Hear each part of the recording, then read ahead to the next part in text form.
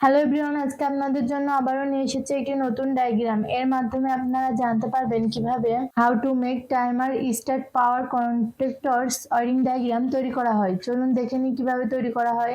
MCB miniature circuit breaker, এটির মাধ্যমে first phase, second phase, third phase positive line নিয়ন্ত্রণ করা হয়।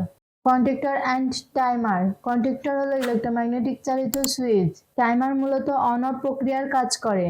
টাইমারের দুটি কমন প্রান্ত থাকে, নর্মালি ক্লোজ ও নর্মালি ওপেন অপশন থাকে। MCB contactor and timer two. MCB contactor and overload. Overload অতিরিক্ত বৈদ্যুতিক শক্তির ফলে কোনো জিনিস নষ্ট না হয় ওভারলোডকে ব্যবহার করা হয়। মোটর বৈদ্যুতিক শক্তিকে যান্ত্রিক শক্তিতে রূপান্তরিত করাকেই মোটর বলে। Motor two, motor three. Red, first phase positive line এমসিবিতে কানেকশন দেওয়া হলো, সেকেন্ড ফেজ পজিটিভ লাইন এমসিবিতে কানেকশন দেওয়া হলো, থার্ড ফেজ পজিটিভ লাইন এমসিবিতে কানেকশন দেওয়া হলো। First phase, second phase, third phase positive line MCB টুতে কানেকশন দেওয়া হলো। First phase, second phase, third phase positive line MCB থ্রিতে কানেকশন দেওয়া হলো। First phase, second phase, third phase positive line MCB থেকে কন্ট্যাক্টরে কানেকশন দেওয়া হলো।